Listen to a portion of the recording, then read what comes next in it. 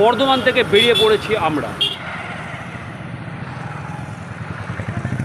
বর্ধমানে তোমাদের দেখিয়েছি রাড়েশ্বরী মা সর্বমঙ্গলার মন্দির। আজকে তোমাদেরকে দেখাবো রাড়েশ্বরের শিব মন্দির। ভিডিওটার সঙ্গে থাকো। দুর্গাপুরের এই মোড়টা থেকে ডান, দুর্গাপুর হয়ে যদি তুমি আসো তাহলে এই মোড়টার কাছে ডান দিকে টান নিলেই পড়বে শিব মন্দির। দূরে দেখা যাচ্ছে শিব মন্দির। প্রাকৃতিক পরিবেশ এখানটা দেখো, গাছপালায় ভর্তি। দেখো চারধারটা গাছপালা রয়েছে।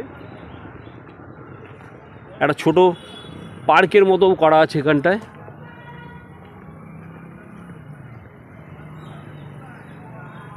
পূজার সামগ্রী এখানে বিক্রি করছিলেন একজন, নেই এখন হয়তো।